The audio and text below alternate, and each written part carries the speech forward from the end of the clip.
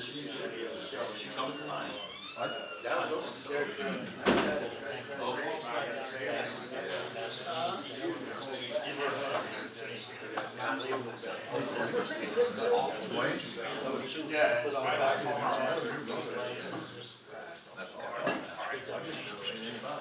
She was struggling. I looked at her like it couldn't be me. But I did. Yeah. My mom's the same way. 3 days. Well, I haven't talked to her yet. I The night haven't before, called me back last night. that's the way she was. Oh, Left a voicemail for me, that's all I'm gonna try. Every time I call him, it goes straight to voicemail. they sucked her out. She was in the hospital and told me one night, I know you guys make 9 or 10 o'clock and I was sleeping. And asked me if I wanted to come see him. Yeah, he's I mean, he don't know what happened. You know, Brandon.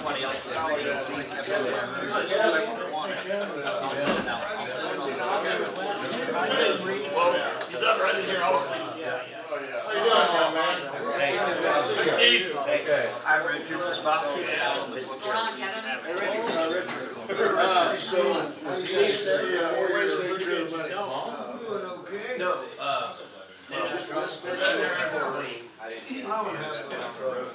Friday night, when they came back this week, Perhaps you guys are having an A or Z party. Oh, yeah. my dad, actually dad didn't get in there for the first. Mom came to Fort Wayne, she got put right in there. And dad held him can't do stuff for himself, you know. He was staying at his sister's house, so they really got him. All right. Senior night Tuesday morning. So you're by yourself, are you? Snacks. He's using the walker now. Hopefully we can stay away till Pretty midnight. sure. Yeah, so went back through my charts, you know, looked at it. No, I didn't do anything. Probably took care of it. When are you gonna throw that? That's good, we're probably gonna be up, so we won't have anything going on Sunday night. Maybe we should be out of town by then. And she, Yeah. We're catering to her parents' house on the 17th. That's all they're doing all day is making cookies. That's what's hard to figure out. but, yeah, sure, I'll go tomorrow, aren't you? My calendar, correct? Get my Christmas gifts tomorrow.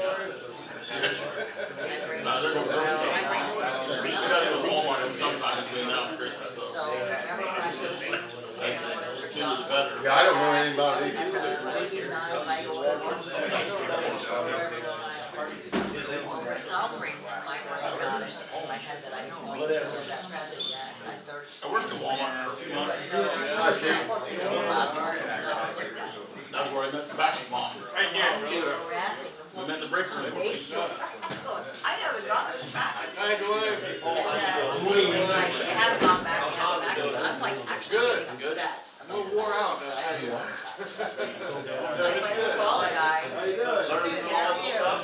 Yeah, I did. Well, I'll look at what it says, it was delivered, and all of a sudden my brain goes, oh my god. I'm saying, well, it's in my brain somewhere. I have to call him back and say, never mind. See you over. I did. I Good, how are you? Terrific.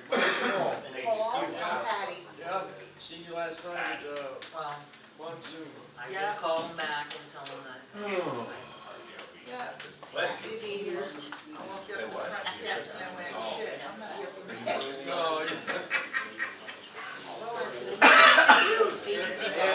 You found us though. I did, I found you. I found you. All right, cleaning, huh?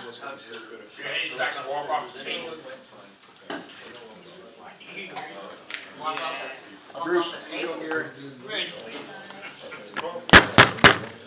I'm Gary Monogoly. Hi, Gary. I'd like to welcome everyone here to the Friday night co-ed group of Alcoholics Anonymous. Those who wish, we'll open the meeting up to the Serenity Prayer. God, grant me the serenity to accept the things I cannot change, courage to change the things I can, and the wisdom to know the difference. Alcoholics Anonymous is a fellowship of men and women who share their experience, strength, and hope with each other, that they may solve their common problem and help others to recover from alcoholism. The only requirement for membership is a desire to stop drinking. There are no dues or fees for A membership. We are self-supporting through our own contribution. A is not aligned with any sect, denomination, politics, organization, or institution. Does not wish to engage in any controversy. Neither endorses nor opposes any causes.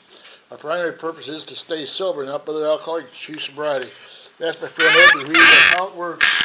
I'm an alcoholic. This is how it works out of the fifth chapter of the big book. Rarely have we seen a person fail who has thoroughly followed our path. Those who do not recover are people who cannot or will not completely give themselves to this simple program. Usually men and women who are constitutionally incapable of being honest with themselves. There are such unfortunates. They are not at fault. They seem to have been born that way. They are naturally incapable of grasping and developing a manner of living which demands rigorous honesty. The chances are less than average. There are those, too, who suffer from grave emotional and mental disorders, but many of them do recover if they have the capacity to be honest. Our stories disclose in a general way what we used to be like, what happened, and what we are like now. If you have decided you want what we have and are willing to go to any length to get it, then you're ready to take certain steps. At some of these we balked. We thought we could find an easier, softer way, but we could not. With all the earnestness in our command, we beg of you to be fearless and thorough from the very start. Some of us tried to hold on to our old ideas, and the result was nil until we let go absolutely. Remember that we deal with alcohol, cunning, baffling, and powerful. Without help, it is too much for us. But there is one who has all power. That one is God. May you find him now. Half measures availed us nothing. We stood at the turning point. We asked his protection and care with complete abandon. Here are the steps we took, which are suggested as a program of recovery. 1. We admitted we were powerless over alcohol, that our lives had become unmanageable. 2. Came to believe that a power greater than ourselves could restore us to sanity. 3. Made a decision to turn our will and our lives over to the care of God as we understood him. 4. Made a searching and fearless moral inventory of ourselves. 5. Admitted to God, to ourselves, and to another human being the exact nature of our wrong. 6. We're entirely ready to have God remove all these defects of character. 7. Humbly asked him to remove our shortcomings. 8. Made a list of all persons we had harmed and became willing to make amends to them all. 9. Made direct amends to such people wherever possible, except when to do so would injure them or others. 10. Continued to take personal inventory, and when we were wrong, promptly admitted it. 11. Sought through prayer and meditation to improve our conscious contact with God as we understood him, praying only for knowledge of his will for us and the power to carry that out. 12. Having had a spiritual awakening as a result of these steps, we tried to carry this message to alcoholics and practice these principles in all of our affairs. Many of us exclaimed, "What an order, I can't go through with it." Do not be discouraged. No one among us has been able to maintain anything like perfect adherence to these principles. The point is that we're willing to grow along spiritual lines. No. Yeah, I was going to say I missed something here. We're not saying the point is we're willing to grow along spiritual lines. Whoops, I tripped. The principles we have set down are guides to progress. We claim spiritual progress rather than spiritual perfection. Our description of the alcoholic, the chapter to the agnostic, and our personal adventures before and after make clear 3 pertinent ideas. A, that we were alcoholic and could not manage our own lives. B, that probably no human power could have relieved our alcoholism. C, that God could and would use us. Thank you, Ed. I've asked somebody to read the promises. Oh, sure. My name's Ann, I'm an alcoholic. And Promises. The spiritual spiritual life is not a theory, we have to live it. Unless one's family expresses a desire to live upon spiritual principles, we think we ought not to urge them. We should not talk incessantly to them about spiritual matters. They will change in time. Our behavior will convince them more than our words. We must remember that 10 or 20 years of drunkenness can make a skeptic out of anyone. There may be some wrongs we can never fully right. We don't worry about them if we can honestly say to ourselves that we would right them if we could. Some people cannot be seen. We send them an honest letter. And there may be a valid reason for postponement in some cases, but we don't delay if it can be avoided. We should be sensible, tactful, considerate, and humble, without being servile or scraping. As God's people, we stand on our feet. We don't crawl before anyone. If we are painstaking about this phase of our development, we will be amazed before we're halfway through. We're going to know a new freedom and a new happiness. We will not regret the past, nor wish to shut the door on it. We will comprehend the word serenity, and we will know peace. No matter how far down the scale we have gone, we will see how our experience can benefit others. That feeling of uselessness and self-pity will disappear. We will lose interest in selfish things and gain interest in our fellows. Self-seeking will slip away. Our whole attitude and outlook upon life will change. Fear of people and of economic insecurity will leave us. We will intuitively know how to handle situations which used to baffle us. We will suddenly realize that God is doing for us what we could not do for ourselves. Are these extravagant promises? They are being fulfilled among us, sometimes quickly, sometimes slowly. They will always materialize if we work for them. Thank you, Anna. That's my friend Tom to read the promises. Tom, alcoholic. Hey, Tom. 12 conditions of Alcoholics Anonymous. 1, our common welfare should come first. Personal recovery depends upon a unity. 2, for our group purpose, there's but one ultimate authority, a loving God as he may express himself in our group conscience. Our leaders will trust and service and do not govern. 3, the only requirement for a membership is a desire to stop drinking. 4, each group should be autonomous, except in matters affecting other groups or A as a whole. 5, each group has but one primary purpose, to carry its message to the alcoholic who still suffers.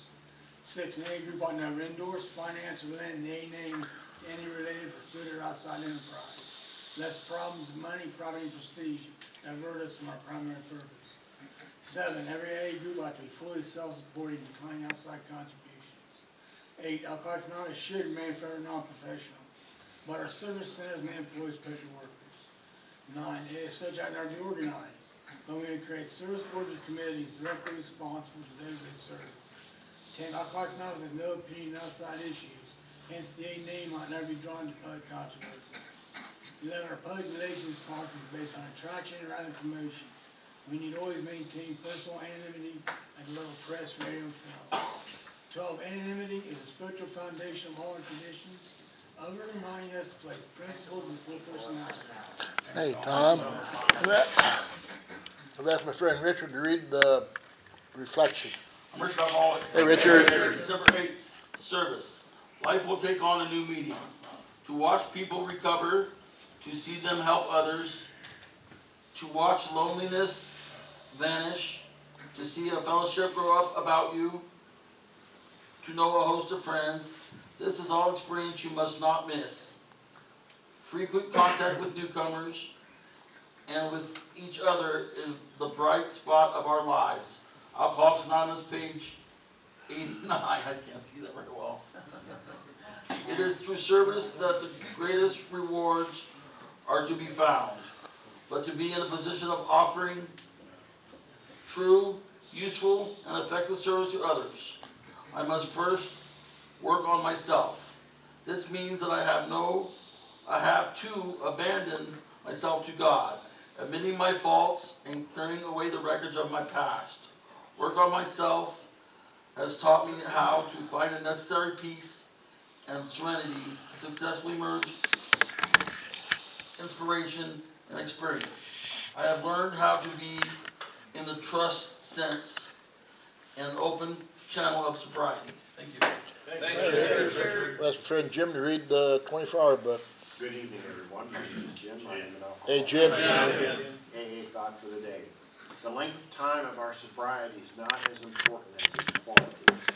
A person who has been in AA for a number of years may not be in as good a mental condition as a person who has only been in a few months. It is a great satisfaction to have been an AA member for a long time, and we often mention it. It may sometimes help the newer members because they may say to themselves, if they can do it, I can do it. And yet the older members must realize that as long as they live, they are only one drink away from a drunk. What is the quality of my sobriety? Meditation for the day. In greater works than this shall ye do. We can do greater works when we have more experience of the new way of life. We can have all the power we need from the unseen God. We can have His grace, His Spirit, to make us effective as we go along each day. Opportunities for a better world are all around us. Greater works can we do, but we do not work alone. The power of God is behind all good works. Prayer for the day. I pray that I may find a rightful place in the world. I pray that my word may be made more effective by the grace of God. Hey, Jim, here in Colway, we have the token system. I've asked my friend Brad to give out tokens. Hi everybody, I'm Brad, I'm an alcoholic. Hey, Brad. Here at the Coldwater Friday night meeting, we hand out tokens for different lengths of sobriety. And we start this token system just like it's suggested to work our program. There's a 24-hour token. Is there anyone here for their first drink or coming back from the slip that needs a 24-hour token? 1 to 3 months?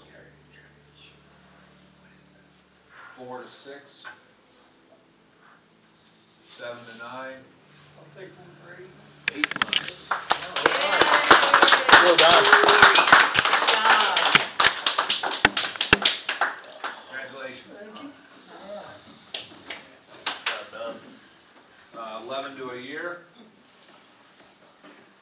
We have an 18-month token. Any years thereafter? We all have today. Give yourself an Thank you, Brad. Yeah. All right. As far as announcements, we got a slip here. Anybody's interested in going down to Dr. Bob's house, we're trying to get this organized to see how many people's interested. And we're gonna bring it back up, our next district meeting is the first Sunday in February. And we'll make an announcement. We plan to have it in February if we get it arranged right. So if anybody's interested with it, and it's gonna be on the weekend, it's not gonna be during the weekday. So anybody's interested. Also, on this December the 19th, Sydney has their sauerkraut and sausage dinner. That's at starts at 6, eat at 6:30, leaves at 7:30, and it's at Poplar Street at the United Methodist Church, I think it is. It's where they meet on Saturday morning. Any other announcements?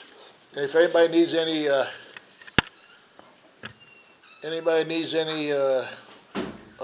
court slips, I mean, if you're loaded or you lost one, let us know. We have them here. All right. Any other announcements? Yeah, I'm Kevin. Kevin. On New Year's Eve, Fort Recovery Group, we'll be having our regular meeting at 7, and we're gonna have a dual lead, AA and Al-Anon lead, couples from Hartford City, Indiana. And then after we have a regular meeting, we're gonna stick around for fellowship, games, food, and we're just gonna have a good time. New Year's Eve. Thanks, Kevin. You have a flyer for that, Kevin? Yeah, I got some out in my car. I just never seem to be able to get them inside.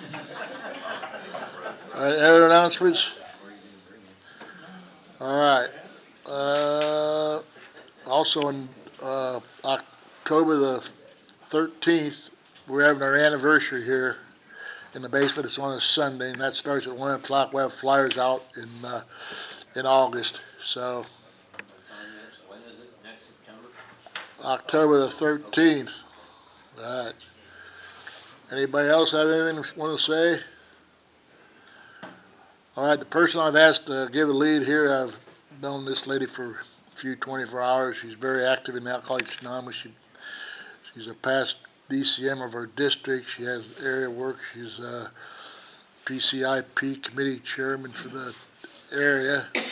She's a good solid AA member, and she's from Greenville, Ohio.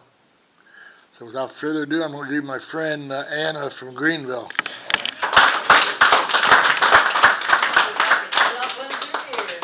Thanks, Gary.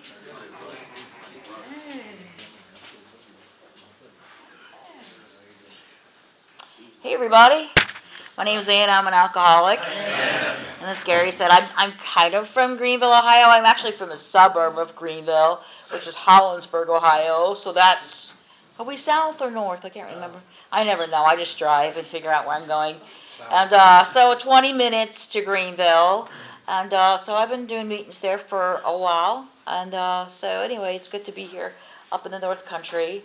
And before I get into my story, I kind of want to just, tell you what I'm experiencing right now, being in this Catholic church, because it's so odd.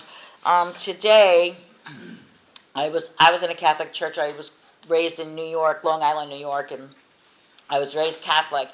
And I had my first spiritual experience, which led me to Alcoholics Anonymous at a Catholic church.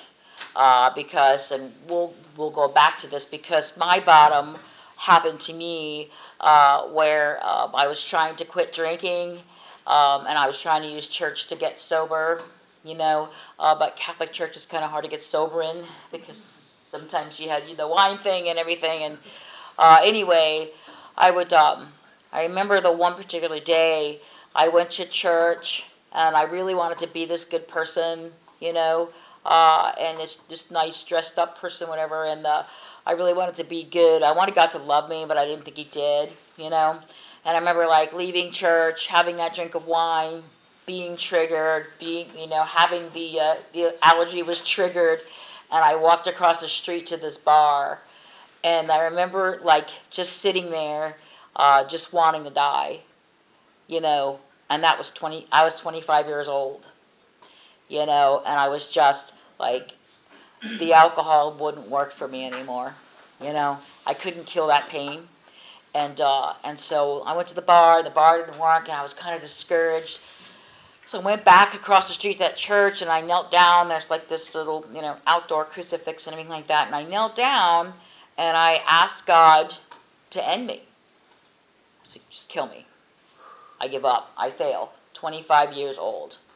Because that was the result of the years of alcoholism, growing up, and I'll kind of backtrack and tell you how I got to that point. But that was the very point that happened. It was in a Catholic church. And I prayed for God to end me. And then 2 weeks later, I met a member of Alcoholics Anonymous. The person came in the most random way into my life. So I know that was God answering that prayer. And so today, before I came here, I was actually on Facebook, and I found that Facebook page for that church. And I started following that Facebook page, and so it was all come back, full circle, right where that started. And so now I'm here in this Catholic church, and it's not by accident, So, wow, I don't even know if I can go on from here. So, anyway, so I was supposed to tell you what it was like, what happened, and what it's like today. So as you know, I grew up in Long Island, New York, good Catholic girl, family drank. You can't really, call somebody else an alcoholic. Only you can identify yourself, right? So alcohol was super important in my family. It was always there. My parents always drank. If there was a fight, it was because of the alcohol. It was who drank all the beer, right? And so as a kid, I got to grow up alcohol was really important, and how you drank was important as well, right? If you could hold your liquor, then you were something else, So it was all of these little things that I was learning as a kid growing up, drinking. And for years I used to tell my story and say I started drinking at 13, and I realized I was lying for about 10 years into sobriety, because my first drink actually was when I was 5 years old, and we were in Germany, and kids can drink in Germany, And so we were at this, like, I don't know, bar or guest house or whatever you want to call it. And there was this band playing. And I had some wine as a little 5-year-old. And I immediately, like, my alcoholic personality took off that day. Because instead of, sitting at the table being all nice, I took that wine, I got up in the middle of the dance floor, no one else was around, strangers in another country, and I just started to dance. I mean, I was like, here I am, I've arrived. Like, how insane, So I kind of feel like I didn't have a lot of chance. I feel like I was just destined to be an alcoholic, genetically not. So that was my first drink. Parents always drank. Alcohol was always there, easy to find, easy to, steal, whatever. I never bothered to put water in the bottles. Like, my parents didn't care. Like, alcohol's missing. It never even, I don't know if it occurred to them or whatever.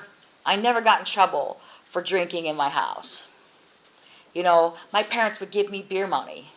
I'm going out, Dad. And he would, like, literally, so yeah. So as I got older as a teenager, I started using alcohol to emotionally regulate myself, if that was possible, And, but I never was that little, like, casual, like, just have a couple beers here. I was, like, almost immediately, doing shots. Like, you know what I mean? I kind of, like, went to, like, let's just do, like, Johnny Walker Black. Very expensive drinking taste, by the way, for a teenager. Like, I don't know, Johnny Walker Black, Jack Daniels. And I always drank straight from the bottle. And I would always black out, And so, like, if I really were just to encapsulate my drinking career in my life, it was like I went to a party when I was 13, and I came to when I was 25. Blackout. And I was that one that was always puking, the ones you hate to have in your, oh, here she goes. I would throw, all the time, I was always constantly throwing up, oh gosh, and a normal person that had those reactions would say, I ain't drinking, but that was, I can think of times where I would be up all night puking and, pass out, sleep for a few hours, and then get back up and shower it out and do it all again. And I didn't see anything wrong with it, and no one ever even tried to stop me, It was just, that's just kind of how it was, the party, excellent, Wayne's World kind of crap, and that's where I was at, and so, I made it through my teenage years. I don't remember how.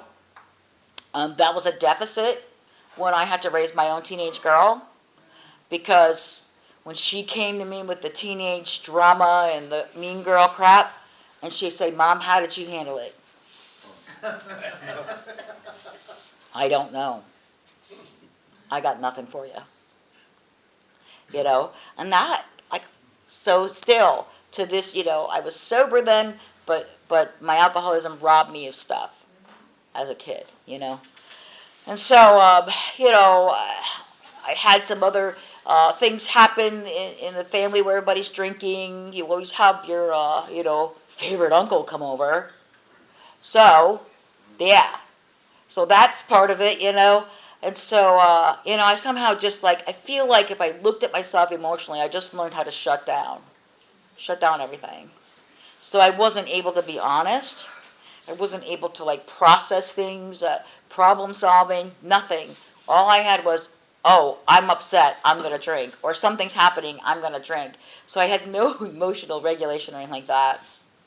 So I left my house, went to college, and alcohol started to pick my jobs, And so I was gravitated towards working in the beer warehouse, where I could switch out the stickers and buy, buy Molson and use a Schmitz tag, switch out the price tag so I can get a case of Schmitz for the case of, stuff. I was becoming dishonest. Then, as I went to college, I worked my way through college. Hard-working college student. Yeah, I was a bartender for most of my time in college. And let's just say you didn't want to hire me for your bartender. I mean, actually, I was kind of good for business for a while because everybody would buy me drinks and all that, but then I would be pouring really big shots, like pour, pour, pour, and I get really big things, and then we would have these flaming shots, and we'd light the bar on fire and all kinds of crazy stuff, and then fights, and I got thrown out of my own bar. But I blacked out. I really, to this day, couldn't tell you what that was about. But my one boss, one day, he did tell me this, and I just left it at that. And he just said, I don't know, but you have no self-worth, right? So I'm like, obviously, who knows what that means? But and so he said, you can't drink here after you finish your shift. You need to leave. And it was stupid. I had a following at my bar, so when I left my bar, all these people followed me to another bar. So basically, I just became another bar's problem. You know what I mean? I was one of those just constantly doing all kinds of crazy stuff, and going to college. And I was studying to be a teacher. I wanted to teach your children. Yeah, that's what you want to hear. Yay, little Miss Blackout's coming in to teach your kids. And so, I did the whole thing, the bartending. I got banned from my one bar. I got fired from my second bar job. And it was kind of one of those stupid things, which happens when you're drunk. And I was in Buffalo, New York. And it was right after, does anybody remember Dorothy Hamill? Yes. The Dorothy Hamill Camel? Yeah. The Dorothy Hamill had this cute little haircut. She'd spin around like that, everything. So one night I was leaving my work at the bar, and I thought I was Dorothy Hamill on the streets of Buffalo, New York, and spun around. And of course, I did something to my ankle, I don't know what. And so that I couldn't walk for about a week or two. And my boss was like, how about you just don't come back to work? God bless you. Well, dang it, So I was losing my jobs, somehow still drinking without money too, which is really interesting. Started my student teaching career at this time, and so I'm in Buffalo, New York. I didn't have a lot of money, so I was jumping the turnstile. I was getting on before the police would get on, and if the cops got on, I would get off the subway because I never had money for tokens. I didn't have money to eat with either. That was just something that I didn't think about that. Alcohol was kind of my priority.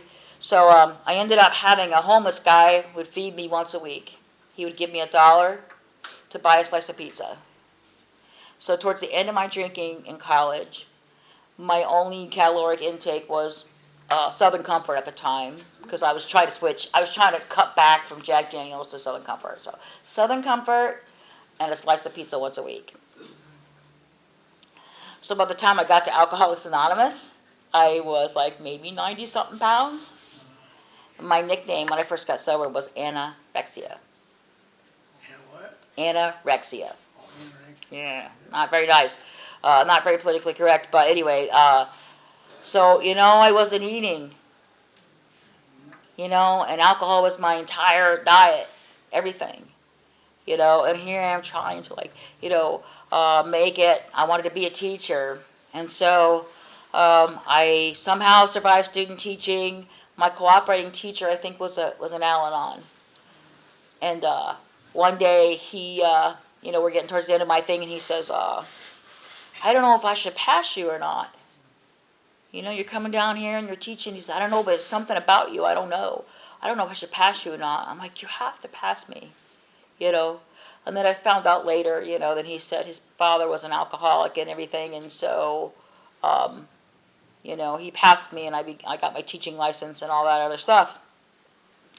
So I found a job, which was a miracle, because back in those days, it wasn't like you put your thing on Indeed and then it's all over the place. You had to literally type out your resume, make copies on really nice paper, which was very expensive back then, and you had to send them out by mail. You had to send them off to places that were hiring. And it wasn't like there was a website that it's just you had to find boards of education. And I was so disorganized and all that, I managed to get like 5 letters out, and somehow I got a job down in Southern Maryland, you know, and so that's where I ended up. So I ended up getting a teaching job in Southern Maryland. I taught German. I got hired in October because the teacher that was teaching there left, running screaming from the children, because it was just that kind of a, like, welcome, these kids were not great. And so I walked into this thing, and I'm a German teacher, and I think I'm exceptional because, you know, I just got hired just like that, you know. The ego is really, and they just hired me because I was a warm body and I had a degree in what they needed, you know.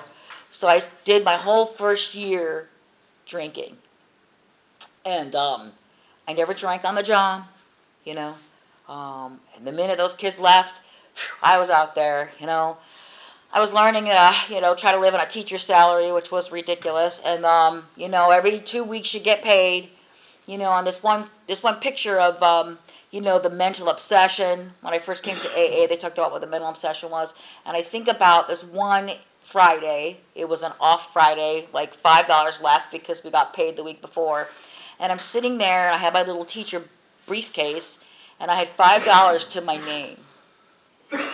And I'm sitting in this liquor store parking lot trying to get this $5 out. The zipper is broken. And I want that bottle of vodka so damn bad. I'm literally tearing my bag to shreds with my teeth. So when they say mental obsession, that's me sitting in the front of that liquor store, tearing the crap out of my bag. You know, and mental obsession. So I languished and suffered that whole first year of teaching. My dad had a heart attack at the end of the year. So I am going to go home to help my mom take care of my dad, ego says. What I really is I was going home to become yet another burden to my parents. Because the way I behaved when I was drinking, the self-centeredness, the way that I disrespected my family, the way I was like, it's all about me, and you better make sure, you know, don't interfere with my drinking or my partying and all that. I was anything but helpful, you know. And so I went home to that summer, and here I am at, you know, 24 years old, and I was disappearing for days.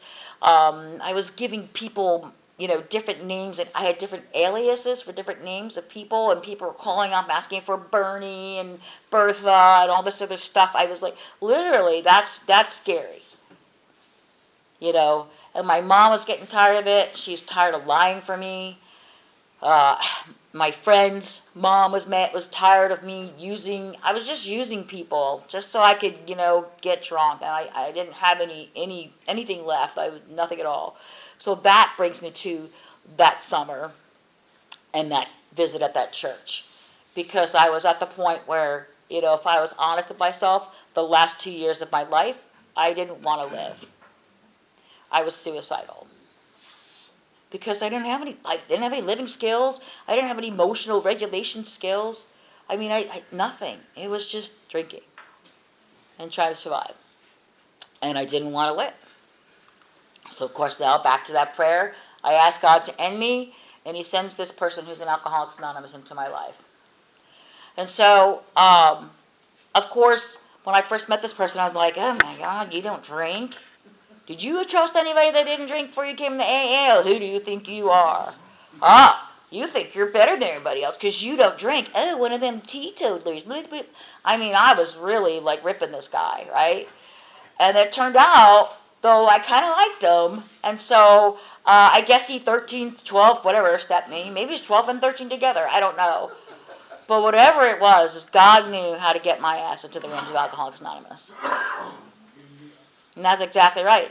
Because I remember he had 3 years sober, and we would go out on a date or something, and he'd watch me drink, and he'd just sit there, and he would trying to say, like, how is he going to say this, right? And then he would finally say, you know, he didn't want to say anything about my drinking, but I was whining, and, you know, everything was bad, and nobody loves me, and that I was so full of self-pity.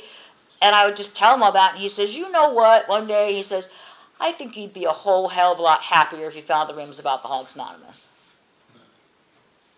What? Really? So you planted the seed, you know. I had to have a couple of more great, your last great drunk. I had to try to like push the envelope. I added substances to my thing. I was drinking and doing Valium towards the end, right? Drinking Jack Daniels of Valium, and so I had my last great drunk, and I was taking some Valium, drinking. I ended up in Denny's with a bunch of my friends, and I didn't know it at the time, but there was a lot of AA members would go to Denny's after the meeting, and so there was a whole bunch of grateful alcoholics sitting in the rooms, sitting in Denny's and stuff, and I went there, and I'm talking to my friend, and all of a sudden, lights out. I couldn't see. I literally was blind, sitting at the table at Denny's over my Grand Slam. And I was like, holy shit. So I remember feeling over everybody's heads. I mean, I remember like I was probably Miss Gratitude that night, you know what I mean? Like, but for the grace of God, there go I. I made it to the bathroom and I vomited for hours. I had a pair of glasses on when I went in. I don't know what happened to those. I think I flushed those down the toilet. And then I saw double for the whole next 2 days. And the person I was with finally, said, hey, you think maybe you have a problem. You're scared us with this whole, benzo and alcohol thing. And I'm like, yeah, I think maybe you have something to this. So I call my boyfriend at the time and I didn't tell him everything, of course. I just told him that I was really thinking about going to meetings now. And he said, call the 800 number, AA 800 number. So I made the phone call on a Friday night. It was November 22nd, 1991. And I call the AA hotline, and this guy that sounds like Barry White answers the phone. Oh, yeah. Yeah, baby, there's an AA meeting tonight. Literally, like, he had this voice. And, Barry White, and he's like, there's a meeting in Hagerstown. And, of course, I can't do his voice like him. And I was, like, very interested about that. And then, I said, are you going to be at the meeting tonight? And he's like, no, but anyway, it's kind of sick, but God knows exactly what gets this alcoholic where he needs to be, And I went to the meeting, and the first meeting I'm there, and here I am, a teacher in the school, and guess who's at the meeting? The union president. The president of the teachers' union is at the meeting. So I share at the meeting. I pick up my little white chip. I think I've arrived again. I don't know what I thought. And but I'm leaving, right? First meeting. Okay, see ya. I went to AA, and I'm trying to leave out the door, and she corners me. Stop. She says, here's my phone number. She said, do you think you can go this whole day without drinking? Can you think you can go until tomorrow night at this time without taking a drink? And I thought she just asked me in like the theory of relativity. That was the most profound question in my life because I never ever thought about not drinking for a day. And could I do it? Hell, I don't know. That was scary. She says, well, if you have a hard time, if you're struggling with that, call me tonight. Doesn't matter what time. Call me before you pick up a drink. And I'll try to help you get to the next meeting. Go to the meeting tomorrow night. Okay. So, I got sober 3 days before Thanksgiving. So, that was interesting. So anyway, I went to the second meeting. I made it through the second night. I got a white chip again. I picked up a chip at every meeting, because I like people clapping for me. I was like, 24-hour chip. I'm like, I get a 24-hour. I got this at 30 days. And they're all like, I don't think you understand. I'm like, yeah, but you're clapping for me, right? So, whatever. Keep coming back. They would scream it. Keep coming back. It's so funny when I think about it now. So anyway, I made it to the second night. I was like, Friday night, Saturday night was good young people's group. Went to 2 meetings that day, actually, because I met up with a bunch of people at the first meeting, and we're going to another meeting. And I didn't know these people for Adam, but I got in with them and rode with them. And these people, like, were like my first guides in AA. You know what I mean? And they, like, saved my life, And so then I made it to the weekend, and then, so that was like 3 days without drinking. So Monday was like day 4, and I had to go back to work. And the kids were like heathens that day. They were horrible. They were, I don't know, blowing off fireworks in the classroom, literally. Such chaos, And I remembered that the meeting started at 5:30, and that AA people showed up an hour early to make coffee, so that there'd be somebody there at 4:30.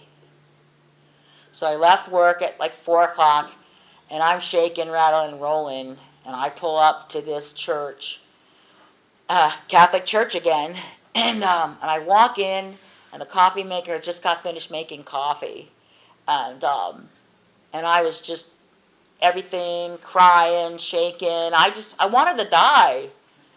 Because you know what? Now it's like, you told me I'd get better if I quit drinking, and now I haven't had a drink in a couple of days, and I literally wanted to die. Like, I was depressed and everything. And so this guy kind of like saw me shaking and stuff like that, and he took the key to the church and he handed it to me. He says, "You're the coffee maker." Cool. You know what? I feel like that saved my life. Because I could have at any time said, I don't know, man. I don't like feeling like this. I don't know if I'm really an alcoholic. Like, I don't relate to that guy over there. He's a horse thief. Or this one over here, he's 100 years old. And, we always like to compare out in Alcoholics Anonymous, And so I don't know. But then all of a sudden, since I'm a people pleaser, I had a reason to show up. Hey, I had a job and service. And that's why I still do service to this day. Because that's super important for me. So I got the coffee maker, and on we went, And so I did what they told me to do, the 90-90. I did like 180 and 90. I got sober in Southern Maryland. There was meetings everywhere. I was right outside of Washington, D.C., Andrews Air Force Base, huge intergroups, just such vibrant AA, round-the-clock meetings, not Zoom, because this is before Zoom, but round-the-clock meetings. So you could literally go to a meeting anytime, an hour at a time. And I'd have to do that, because my whole first year of sobriety was like, I don't know. I just kept showing up to meetings, and I would hear something at each meeting, like, help me hang on to the next meeting. I started going to a 12 and 12 meeting, so I started hearing about the steps, And instead of saying, well, we're talking about step 11. Well, I haven't worked step 11 yet. I don't have nothing to say. Well, you know what they'd say? How do you think you would use this step if you did do this step? How could you apply this to your life? So I learned that steps are my tools on how to apply to my life. So I could actually get through this thing without having to pick up a drink. So then I went to my sponsor. I got a sponsor at about 4 months sober. I tried to use a mail at first because that was great, manipulative and all that crap. One day at Denny's again, the guy Jim, he was looking across the crowded room, and my first sponsor Lois is sitting there laughing and having coffee with somebody, and Jim goes, "See that woman over there?" I'm like, "Yeah." He goes, "That's your sponsor." And he says, "Go up there and ask her to be your sponsor." So I went up and asked her to be my sponsor, and she started to cry. Not because I'm so grateful I have a sponsor. She was scared. She was scared. Because I had a lot of stuff going on with me, man, when I first got sober. A lot of stuff. A lot of outside issues that I had to deal with in early recovery. And she didn't know she was up for the challenge. But she took me on, and I'm telling you what, that woman saved my life.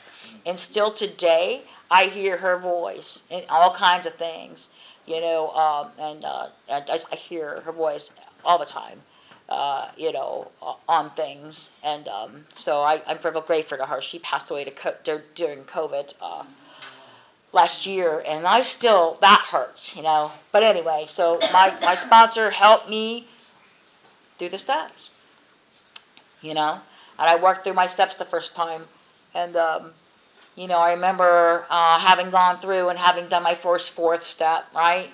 The fourth step, and then dreading that fifth step, And I remember we had our date to do the fifth step between meetings, because I mean, how honest could you be? Yeah, I had like 5 things or something, yeah. It was my most honest attempt at time. But anyway, it was pretty deep for some reason, and so we did the fifth step in the car between meetings. It was a 7 o'clock and like I don't know, was it 11 o'clock the other meeting? 10 o'clock, so a couple of hours. That's all right. And I remember we're sitting in the parking lot of my car, and it's raining. It's Southern Maryland, and it just rain. And I'm crying and bawling, and doing your fifth step is like such a healing and purifying thing. And so we're having all that. We're crying. We're doing all that. I get this thing out, my fifth step out. We go back into the meeting, and it was an 11-step candlelight meeting. And I felt peace like that I haven't felt in I don't think I've ever felt that peace that I had like that night. And so I shared at the meeting and stuff, and then I remember driving home. It was like 11:30 at night, and I had a little old, I don't know, Geo or something at the time, little car, and I had the radio on, and this song comes on the radio, "Bridge Over Troubled Water." Right? You ever hear that song? That song comes on, but it's not just playing. It's playing. Like, it's loud. Like, it's just, I don't know how to explain it. But that song, like, drew me right in, And I remember, like, I was just sitting there listening to the song, like, oh, my God, God really, it says in the big book, after you do your fifth step, it says, we thank God from the bottom of our hearts that we know him better. And that right there was that. Because I heard that music, and he's like a bridge over troubled water.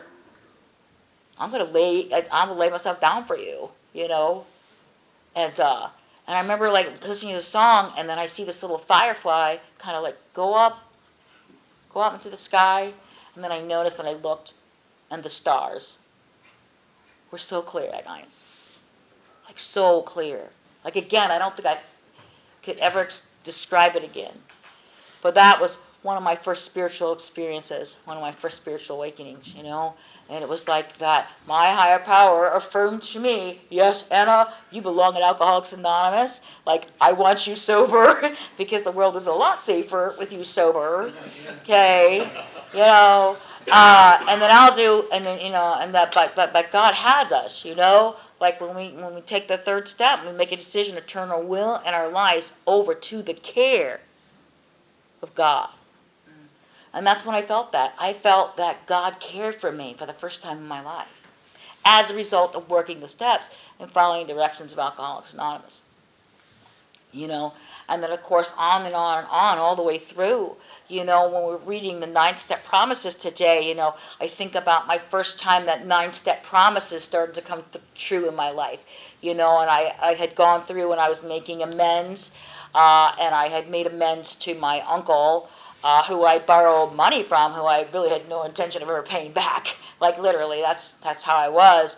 And so I was at the point where I was making amends for that. I called him up and I apologized, and I said, I want to make the payments, I want to do what's right, just doing all that stuff. And my uncle and I spoke for 3 hours on the phone. That was the most I'd ever spoke to my uncle before in my life. And what he did is he told me stuff about myself and my family and my heritage and where I came from.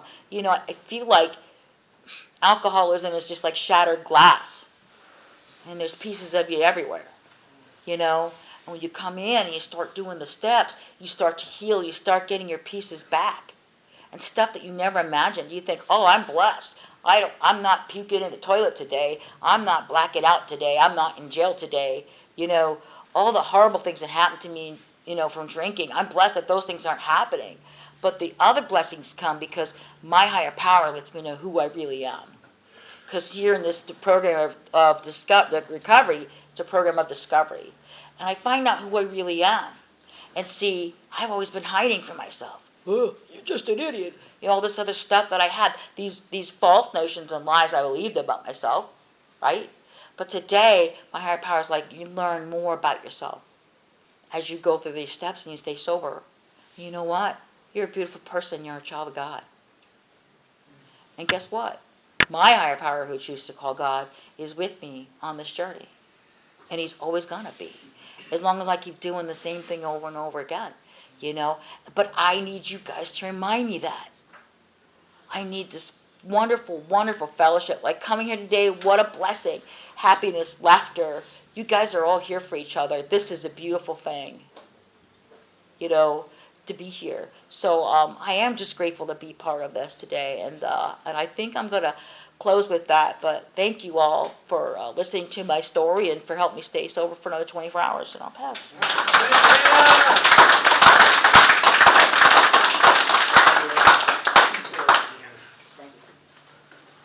That was a good story, I'll tell you what. It really was.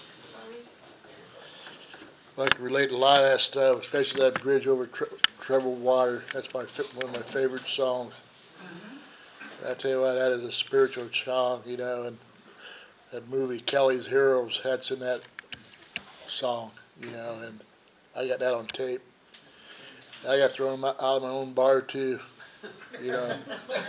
So I got thrown out of every bar in this town, you know, so, and, you know, disease of alcoholism, you know, not drinking is just the start of our solution.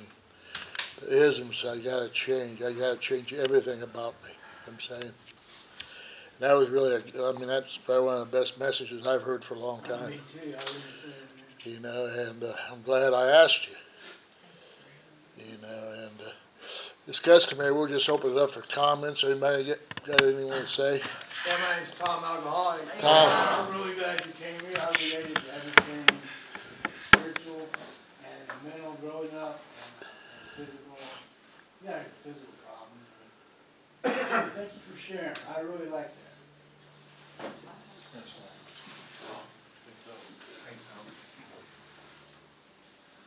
I am Patty, I'm an alcoholic. Hey, Patty. I was raised in Westchester.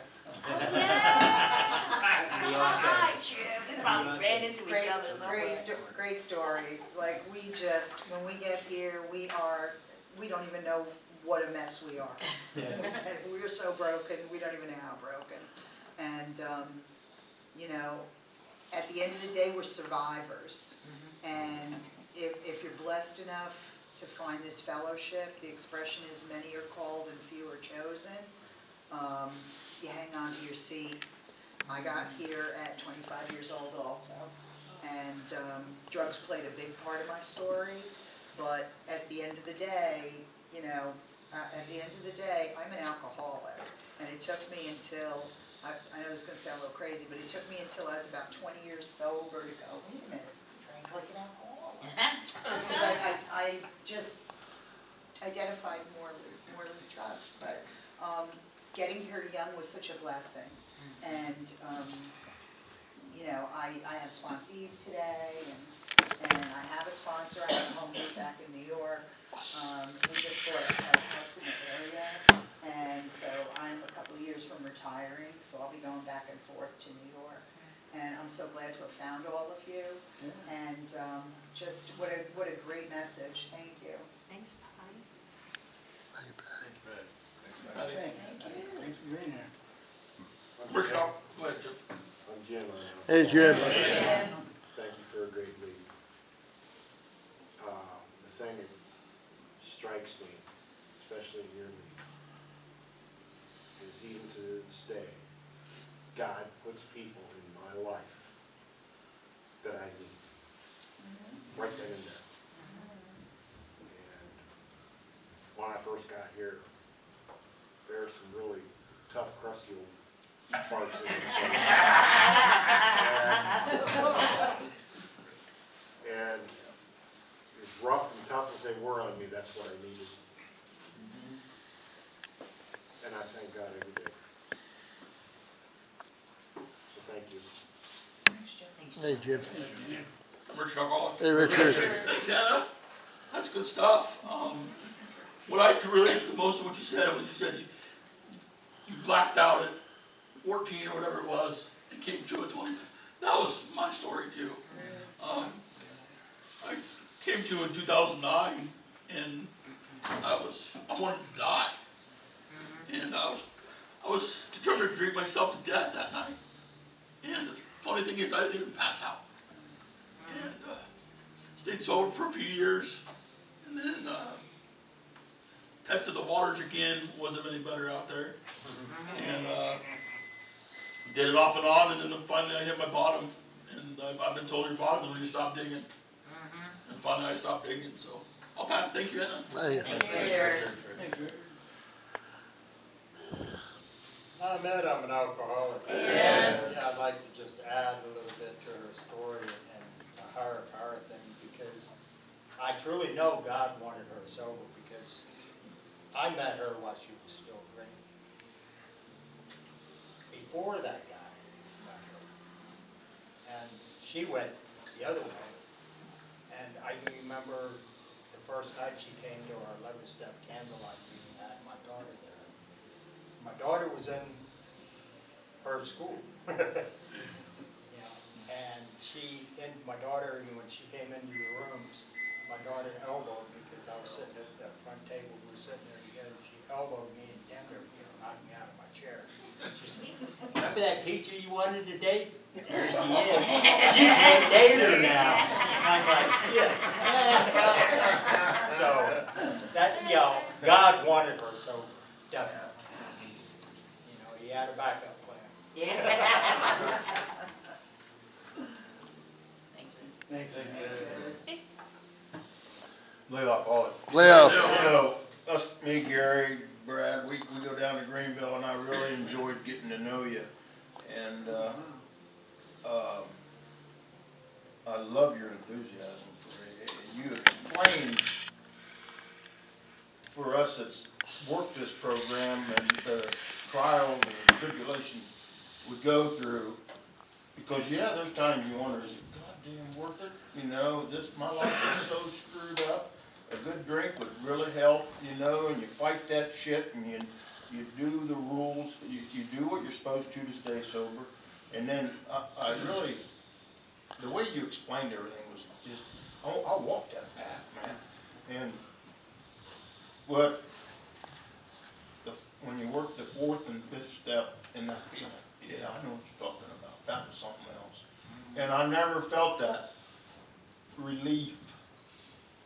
I'm not guilty no more, And it's a long process, and you cut. I did. Yes, you did. You told me you wasn't going to. You was in church. Yeah. I guess it's all just easy. I don't I'll get put that on my next. I don't get it. All right. I'm just working with you. But no, that was like Gary said, that was an awesome, awesome story, and I enjoyed every minute of it. Thank you. Thanks, Leo. Steve Alcoholic. Steve. Hi, everybody. Oh, that was greatly glad to hear. I'm glad I was here tonight to hear about that. You were just sitting there talking about getting desperate, wanting a drink real bad. I remember sometimes some of these guys, when I was stationed in Germany in the military, some of these guys, they'd run down the local damn Class 6 store. You got your choice. Crown Royal sitting over here, the good stuff, or you want something cheap. What they usually do? Mad Dog 2020. And I guarantee you, it still did the job. You felt like you know what the next morning. But what you were saying, what you said about your sobriety, you had to. I sit back and even after a few 24 hours, I still think about it. I've heard in different people give their leads and stuff, and after a few years, after a few 24 hours, I look back and think about one thing. Do I really want, and all I have to do is say no, because I know what I went through, and I know what I'd be throwing away, and I just say to myself, it ain't effing worth it. It ain't worth it. Nope. So some people say, and I don't care, who you are, what you are. You're gonna, if you don't drop your guard just the least little bit, something's gonna sneak up. But the most important thing is, if you get righteous, just get back on that path and think, do you really wanna do that? No, it's not worth it. Greatly, I'll talk you after the meeting, thanks. Anybody else? I'm Brad, I'm an alcoholic. Hey, Brad. Greatly, Anna, didn't disappoint, I knew it was, that, just everything, yeah. Didn't, like somebody said, the enthusiasm you have for AA, and you're just always so upbeat and just positive about stuff. And you're a great friend, and, you know, I got to know you a little bit through the years, a little better, and, I'm actually jealous that you got to come into the rooms at 25. You know? I drank alcohol at 25, but I didn't realize that, you know, so, just, wow. Great story. Thank you, Anna. Thanks, Brad. Thanks, Brad. Jerry.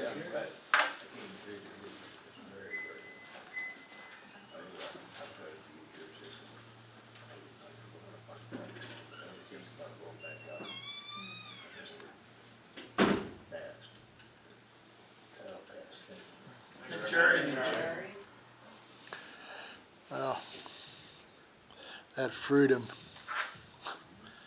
We don't know what freedom is until we get sober. 'Cause alcohol ran my life. If you're an alcoholic, it runs your life. Just amazing. Thank you. Next week, Leo will get his 34-year token, Leo? 35? And he'll be giving his lead. He'll be giving his lead here next week, and then the following week is Marvin. All right, yeah. And then I'll have to get somebody for the 29th.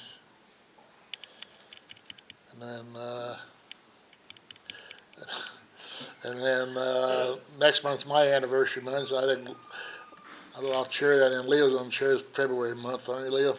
Yeah. Right. And anybody from Coldwater, anybody wants to chair the meetings, you're welcome to chair it. So, Anna, you want to close the meeting with Our Father?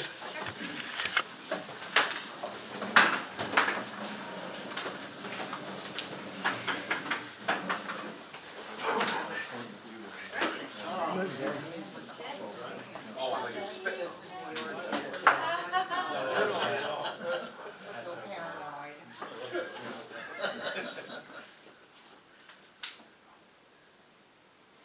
Anna?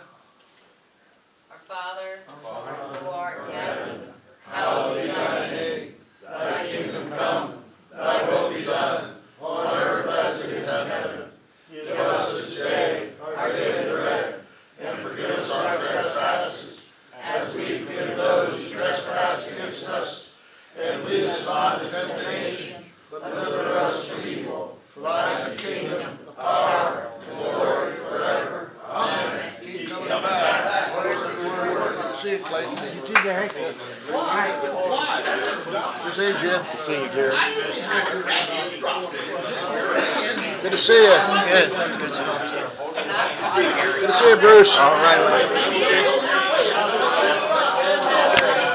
Everybody got slips. Get your slips. You, Gary. Go.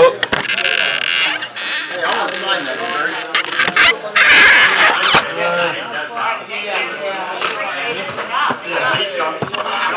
Charlie's on it.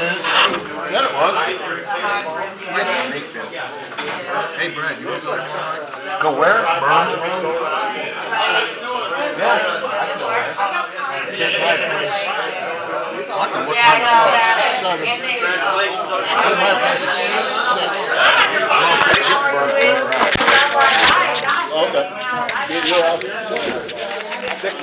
Okay.